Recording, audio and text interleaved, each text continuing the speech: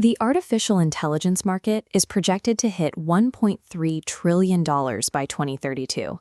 GPT-4 alone reached over 100 million users in its first 2 months. This scale is the result of a significant transition. Large language models are moving from research experiments into production-grade software products. This transition defines a new role in the ecosystem. Beyond pure model theory, engineers must now focus on the practical challenges of application design. Model researchers traditionally focus on internal architecture, the math of loss objectives, and managing gradient descent across massive GPU clusters. As an application engineer, your focus is different. You are responsible for prompt engineering, retrieval augmented generation, inference APIs, and maintaining production reliability. While you interact with these models through APIs, the constraints you face, like latency and context windows, are direct products of the model's internal architecture. Because internal math dictates external performance, engineers cannot treat LLMs as black boxes. Understanding the deterministic 10-step transformer pipeline is the first step towards managing the practical realities of cost and reliability. The inference pipeline begins the moment you submit a prompt. Let's trace a raw text string, like the cat sat, through the system. Because neural networks cannot process raw text directly, the first step uses a byte pair encoding tokenizer to break the string into subtoken chunks. This table maps those chunks to integer IDs using a fixed vocabulary of 100,000 entries. Here, the, cat, and sat become 464, 3797, and 3332. These assignments are entirely model-specific. ID 464 is the in GPT-4, but a different word in Llama. Once the text is converted to discrete integer IDs, the system uses an embedding matrix to project these numbers into a continuous, high-dimensional mathematical space. This visualization represents that space, defined by a variable called d-model. In this geometry, the embedding weights group words with similar semantic meanings together, allowing the model to calculate relationships between concepts like king, man, and queen. While we now have semantic meaning, we lack sequence.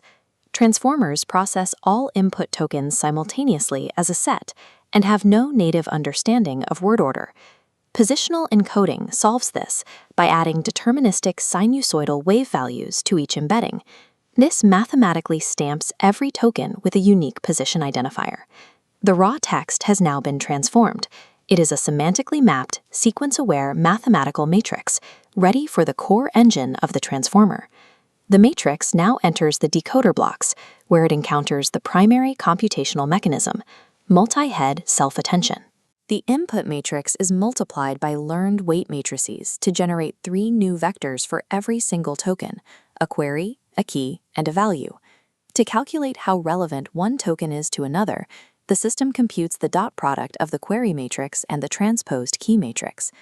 This grid displays the resulting attention matrix, mapping exactly how much every token looks at every other token.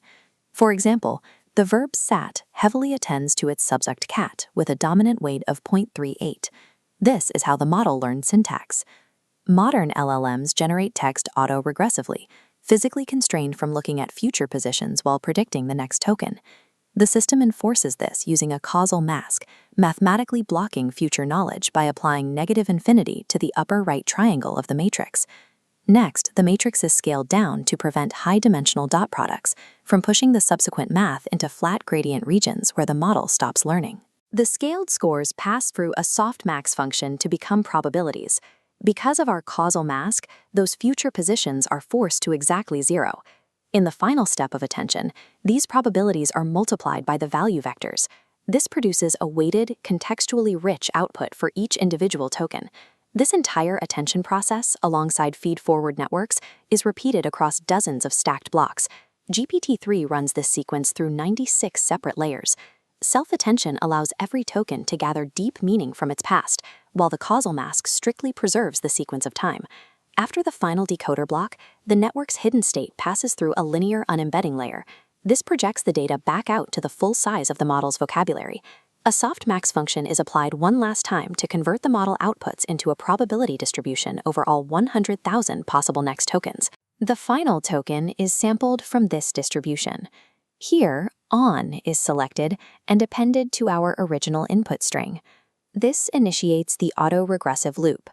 To generate the next word, the newly expanded sequence must be fed back into the very beginning of the pipeline. The loop continues until the model samples an end-of-sequence token, hits the API's max token limit, or matches a custom stop string. This loop creates a significant engineering challenge. Because the model must reprocess the growing context at every single step, computation cost isn't linear. A naive autoregressive loop results in a quadratic compute cost, written as O of L squared.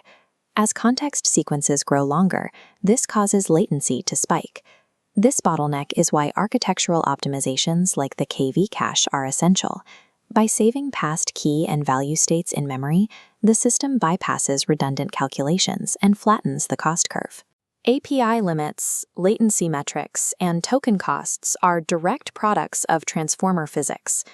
Building applications at scale requires navigating the math that creates them.